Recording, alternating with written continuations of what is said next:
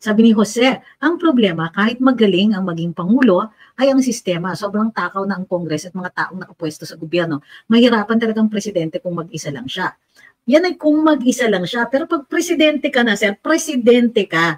Etong sasabihin ko sa'yo, kahit sino susunod sa presidente, kongresista, senador, kahit hindi sila nasa line of command niya, kayang may political will, leadership yan. May mga magagawa at sinasabi ko sa inyo, maraming maitutuwid sa gobyerno kung may political will yung presidente. Don't blame the system all the time. Sometimes there's just a lousy leader there.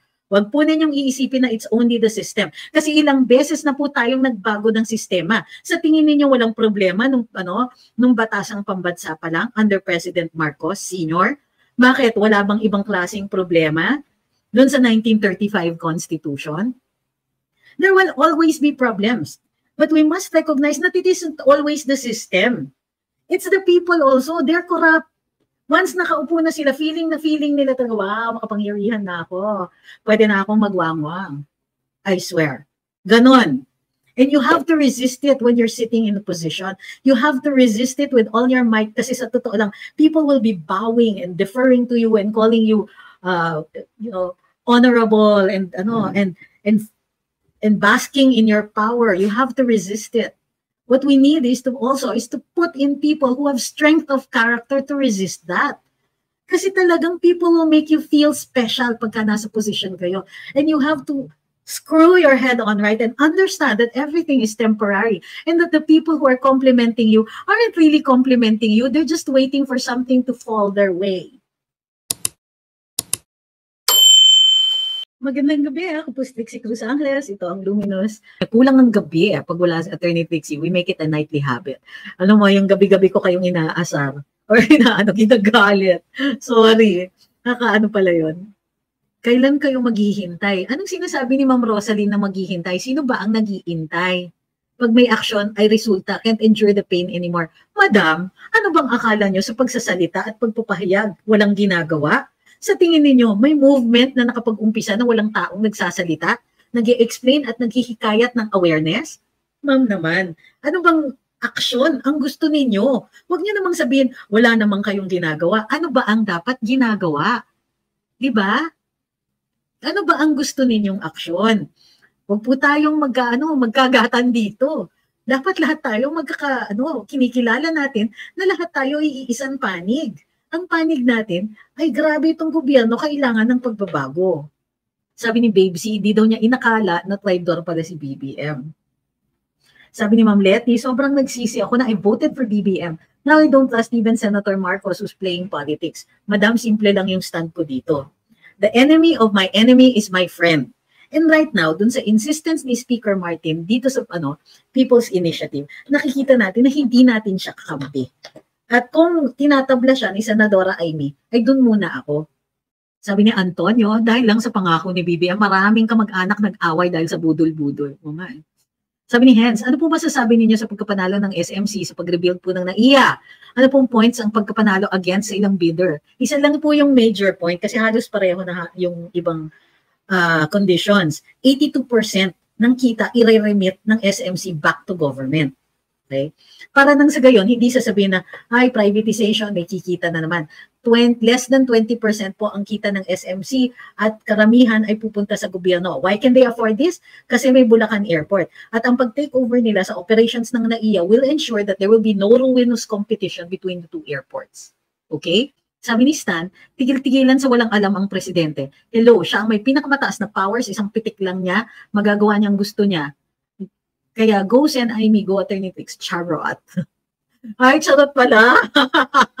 Sabi ni Daniel Quinto, swerte pa rin si BBM kasi di pa siya palalayasin sa palasyo hanggat di pa siya nakaka 2 years sa pwesto kasi sayang ang opportunity ni Sara to run our country for the next 10 years. 9 years po, mula sa July 2024. Di ba, Attorney Trix? Bakit niyo ako ididiba? Di po ako diba. Sabi ni Click Stationable, if the Lisa is nosy in our government affairs and si BBM should start feeling like someone else is running the show, di ba a person with principle should react with a bit of urgency? I do understand that, but that requires him to recognize that there is something wrong with the nosiness or the taking over of certain functions. Or as a matter of fact, the having a project. Para magkaroon ng project, kailangan merong opisina. So, ewan ko if there's an office of the FL. Dati kasi, si Mrs. Imelda, she had an office and she was governor of Metro Manila. Sabi ni Daniel, sobrang sama ng ginagawa ni Speaker Martin, ano ang aasahan natin kay Sandro Marcos kung si Martin mentor niya sa kanyang nag-OJT si Sandro?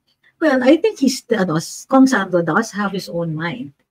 At younger generation to, let's see, I think I would like to give him the benefit of the doubt.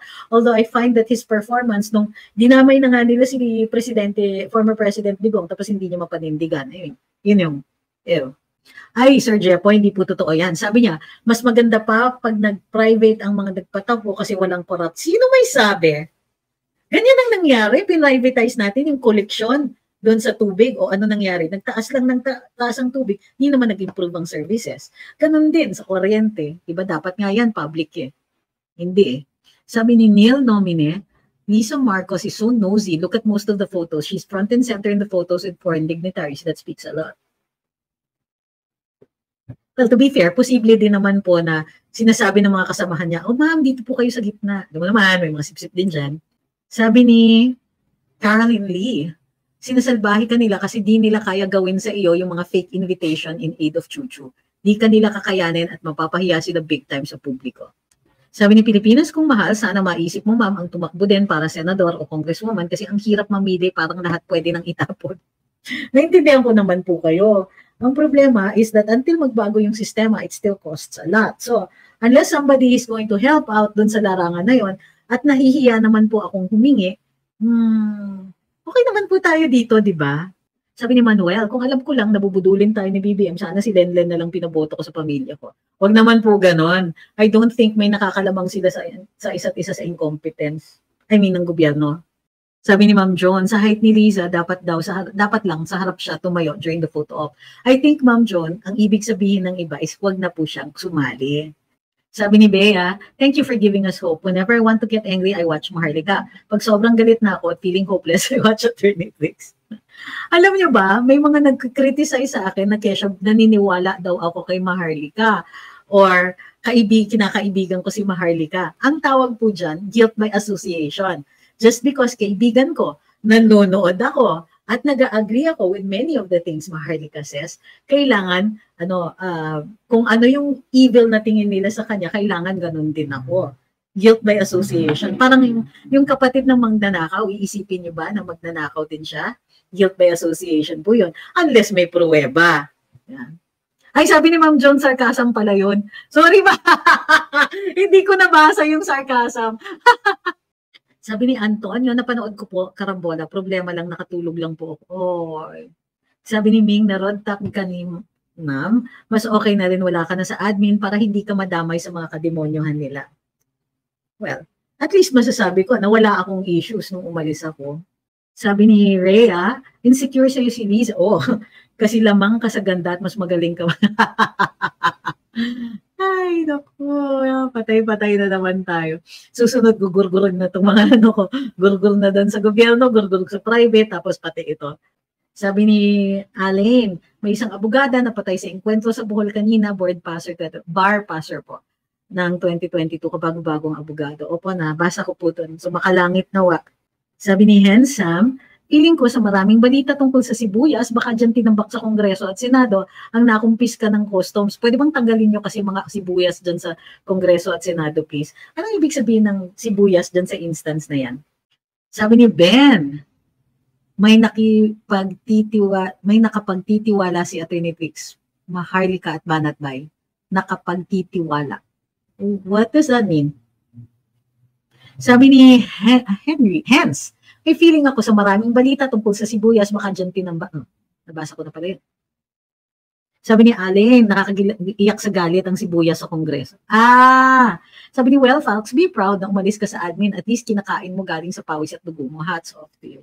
Well, to be fair, no? Yung mga nagsasabi niyang dyan sinibak ako sa Malacanang, that's not true. Nag-resign ako before anything happens. Kaloka yun. Sabi ni Ma'am Bea, I think tama lang po yung pag-alis niyo sa gobyerno. If they see you as a basket case, then it's time to leave. Isa lang po yun. Kahit siyang empleyado, pag nasabihan ng ganyan, would find someone else to appreciate her. rally bukas. May rally bukas? 23 pa lang yun, di ba 25 pa yun? Pupunta ba daw akong Cebu? Hindi po. I'm needed here. Sabi ni Neil Nomine, we missed the telltale sign that Lisa will run the show. There was an interview about them going to a concert in the US. Lisa had BBM step away for a while and the theater prepared for them an aisle chair. Wala daw silang tickets. Ken is watching from Digos City. Sabi ni Ma'am Christine, this admin has a reverse Midas touch. Ay, naku, madam. You have no idea. Sabi ni D, may statement na po bang pala? Sorry po, that was my bad. May nakalabit ako. Hindi po signal yan. Huwag po tayong mag-imagine ng conspiracy theories pa. Sabi ni DM, may statement na po bang palasyo regarding sa 6 soldiers na nasawi sa AFP Maute encounter? Wala pa po akong nakikita, although si VP Inday ay dumalaw.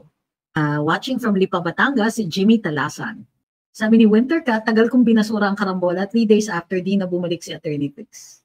Sabi ni Julian, bakit palaging may pa-conference sa House of Representatives? Pa-conference? What do you mean pa-conference? Press conference, araw-araw nila ginagawa yan. Well, supposedly to tell the people kung anong ginawa nila lately. Not that we care anymore kasi parang wala eh. Wala silang ginagawa kundi magbatikos doon sa mga senador and particularly kay Senadora Amy. Sabi ni Judith, I fully supported and voted for BBM because of 3 reasons.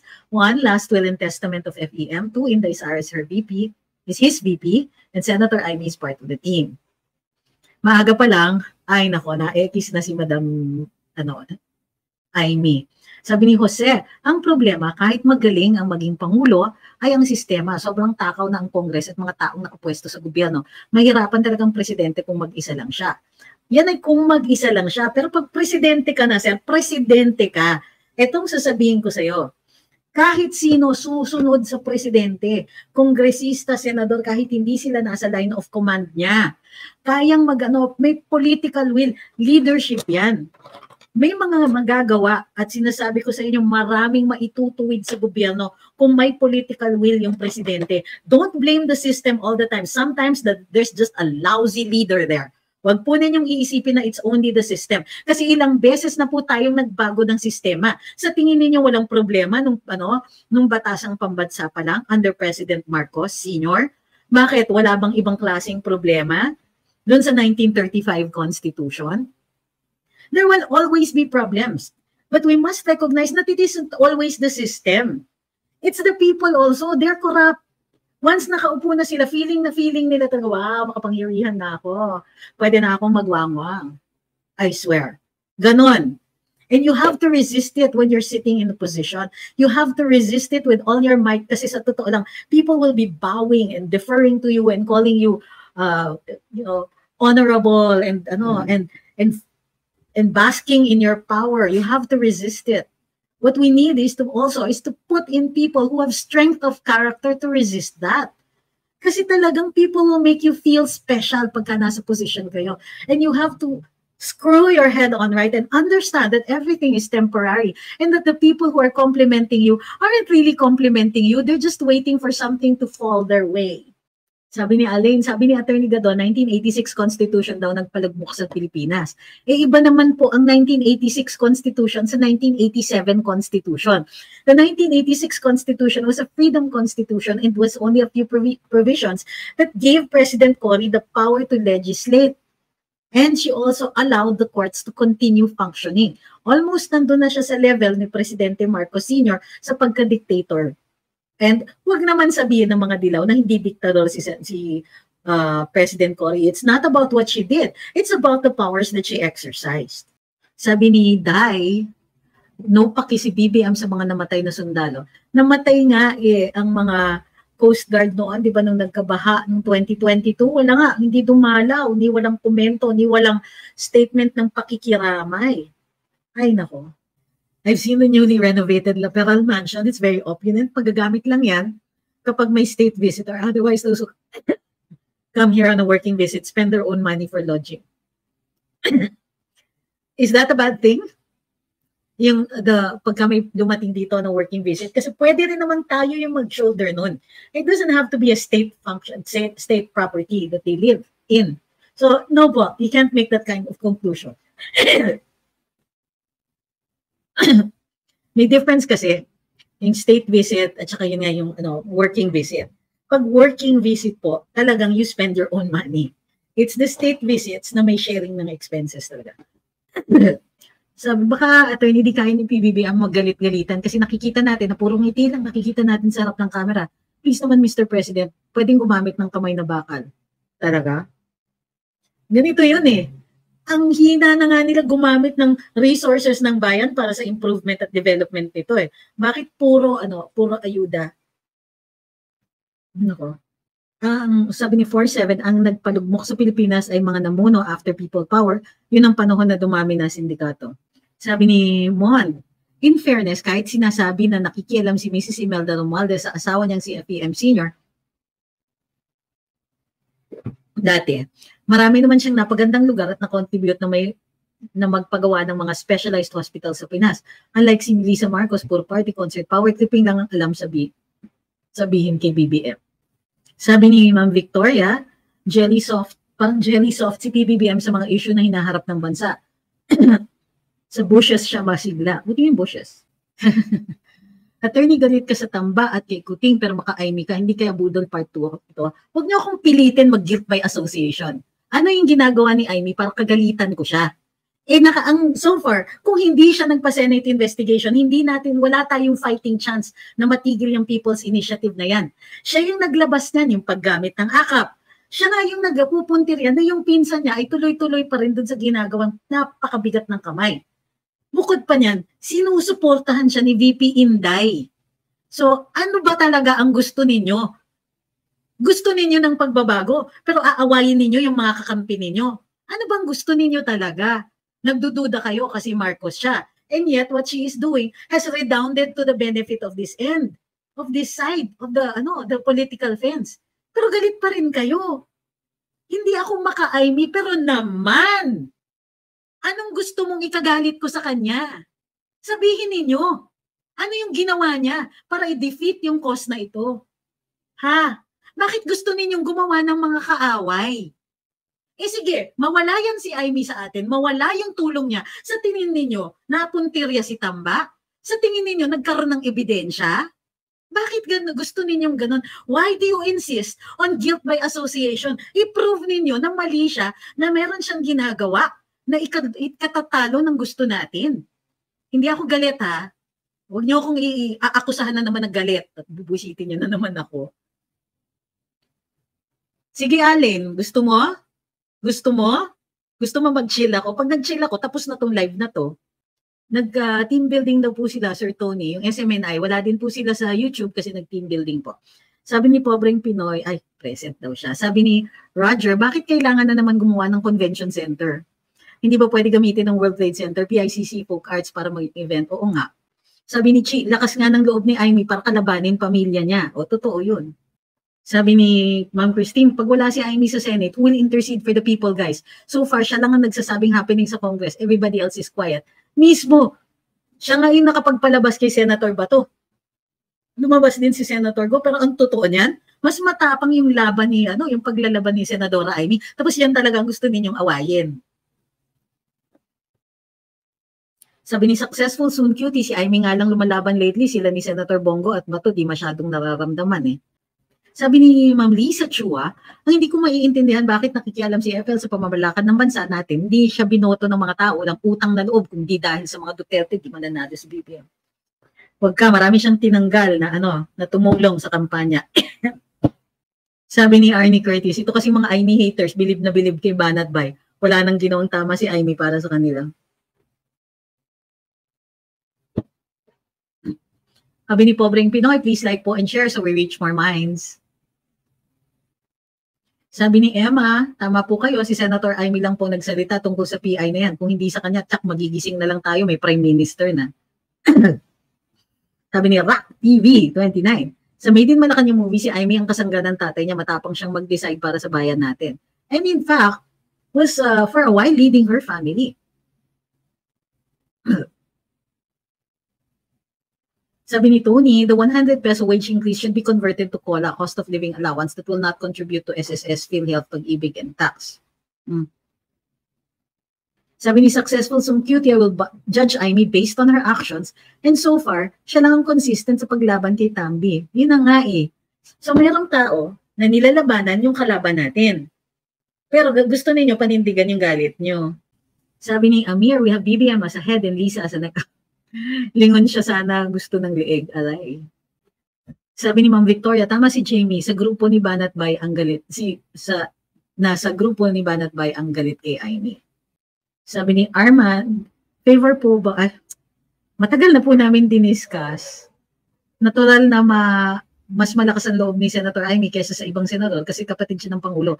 Medyo control pa ang Kuting, ang Lizahas at ang Baloslos. So anong gusto ninyong gawin? Huwag siyang magsalita kasi kapatid siya. Ano ba talaga? So, malakas ang loob, ayaw ninyo. Kasi malakas ang loob niya dahil kapatid si BBM. So, ang gusto ninyo, ang mga pwede lang magsalita para sa panig natin ay sino? Feeling ko kasi natutroma mga tao sa Marcos na name. So, maraming doubtful sa intentions ni Manang Amy. But yes, I will judge her based on her actions, not on her name. Sabi ni Fremont, nagsabi na sa Davao ang mga respetadong taon doon na Mr. President Marcos step down na at magsasabi uli sa Davao si Governor Garcia na Marcos step down na. Ay delikado na yan, Luzon na lang. Hindi ko na gets po. Ano po ibig sabihin yan? Sinasabi ninyo. Sabi ni Ma'am Clara, samantalang nung interview ni Boy Abunda kay FL before election, sinabi niya na, I hate politics. I leave it up to Bongbong on politics. Di ba doon rin niya sinabing, I'm so New York? Ako pag in-interview ako ni Boy Abunda, uli. In-interview na ako dati on culture and arts. Kung sakasakaling interviewin pa rin, uli ako ni Kuya Boy, sasabihin ko talaga, I'm so Cubao. I'm so New York Cubao. Ano daw? Grabe oh. Ang layo naman ng logic mo. The enemy of my enemy is my friend. Tamba, Dilawan at Pulawan. Di ba iisa enemy nila at si Amy ang spy nila? Ano? Okay, that's it. That's it. You're not getting in again. Nakakaloka ka. That's it. That's it. That's just so loudly illogical na nakakaano ka na, ng fake news ka na.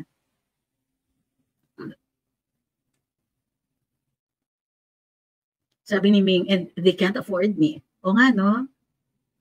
Isa si Banat Bay ang nagpahamak sa mga Duterte dahil sa toxic na bunganga niya. Binibira ang mga dating kakampi ni PRD na nasa posisyon. Kaya ayun, gusto na nila ipa-ICC si PRD. Hindi naman po siguro.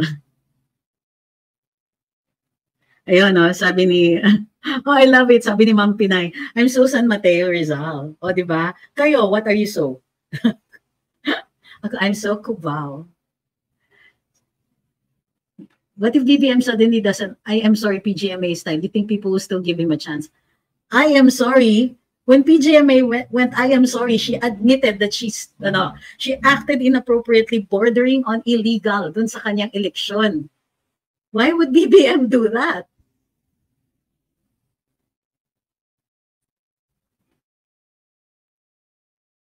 Sabi ni Pobreng Pinoy, I'd like Amy to remove the gloves, no shielding of his brother. Her brother. Though it would be impossible. Guys, can we do a grammar lesson just for today? Okay. When you're saying it is Amy's brother, you say her brother. Okay? It's the antecedent noun, not the gender of the direct object. Sabi ni Ma'am John, I'm so Malate, the district of the Old Witch. Oh, di ba? Sabi ni Ma'am Julie, me too, I'm so Cubao. Sabi ni Ma'am Maribel, I'm so San Francisco, California. Yes, big deal. So what? Oh, di ba? Well, ako, I studied in the US. I'm so Las Vegas, New Mexico. Ito sabi ni Kikay Store, I'm so Saudi. Pagod na kami umasa sa mga pangako na aahon ng Pinas. Sabi ni Bali, I'm so Davao. Sabi ni Lauren, I'm so Makati. Sabi ni Wintercat, I'm so KL. Sabi ni Jamfed, I'm so Nueva Vizcaya ba? Nueva Vizcaya. I'm so Lanao del Norte. Sabi ni Ross. Sabi ni I am Garcia, I'm so Croatia, Laban Pinas. I'm so Batangueña, sabi ni Ma'am Inday, resign BBM. Sabi ni Ireng, I'm so Vancouver. Grabe. Sabi ni Dai, I'm so Singapore. Sabi ni Salmon, I'm so Oslo. I'm so Toronto naman si M. Montejo. And si Ma'am Teresa Sanggalang, I'm so California. Sabi ni Mercy, I'm so North Dakota. I'm so NHA, sabi ni Neil, hampas lupa. Sabi ni Well Falks, I'm Canadian eh. Magkano ka dyan? Okay, so sabi ni Novi, I'm so Vietnam. Sabi ni Ma'am John, I'm so Davao City but in Phuket, Thailand. Ano sinasabi? Sabi ni Macro Files, why nobody question this government allowing the FL in government affairs? Appointed ba siya? So, kami nga, nag-question, tinatanong natin. Diba? Sabi ni Maya, I'm so, ano ba yan, Singapore, resign BBM. Sabi ni Ma'am Nene, I'm so Italy. I'm so Squammy, sabi ni Rob 4. I'm so Brazil, si Juanito. Grabe kung san-san pala kayo. I'm so Alberta, Canada. I'm so France, sabi ni Noel. Nenita is, I'm so France. Imelda says, I'm so Netherlands. I'm so Ottawa, sabi ni AKA. I'm so Seoul. Sultan Kudarat, sabi ni White Ouroboros. Sabi ni Joshua, I'm so Republic of Mindanao. Sabi ni Mylene, I'm so Inis KFL. Winner! Naku, maraming salamat na. Ang haba na nito.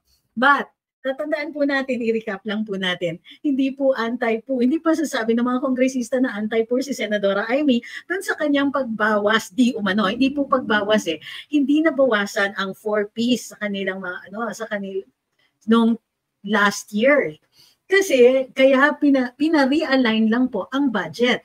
Ang problema ay hindi na-distribute ang 45% of the budget for 4Ps nung time na yon. And kung hindi yan pina-realign ni Senadora Amy, nag-revert yan sa Treasury. Kung yan ay nag-revert nga, yun ang talagang madideprive ang mga mahihirap, ang mga 4Ps. Instead, nakinabang sila through other projects and programs. Dapat nga, nagpasalamat pa itong mga kongresista kahit puro pa fake news sila sa kanilang mga paratang. So, pangalawa, bakit ko dinidefend si Senadora Amy? In this instance, siya ang tama eh. Bakit natin i-dinidefend? Siya nga yung nagsiwalat eh. Siya nga yung nagpa-Senate hearing eh. Siya nga yung naglalabas ngayon ng ebidensya, nag-e-elicit ng ebidensya na nagpapatunay na hindi po people's initiative ang nangyayari kung hindi Pinsan's initiative or politicos initiative. And so, di ba, why should I get mad at her? Why should I, not be grateful doon sa ginagawa niya na mas naiintindihan kung ano yung pinaglalaban natin? So, no. Para sa akin, gusto ninyong mag-Amy bashing, knock yourself out. Hindi ako sasali.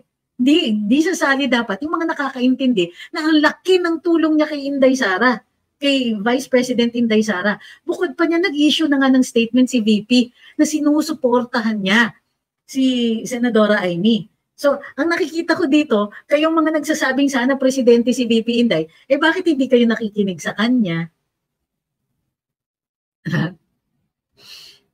Hindi ko naman sinasabi na at some future time, she might do something na ayaw natin. And so in that instance, di sasabihin natin, hindi ako agree kay Senadora Amy dito sa issue na to. So mas gusto ko, doon na tayo sa issue-based na pagpapanig. Hindi yung guilt by association. Guilty yung kapatid and therefore, kailangan siraan natin yung tao.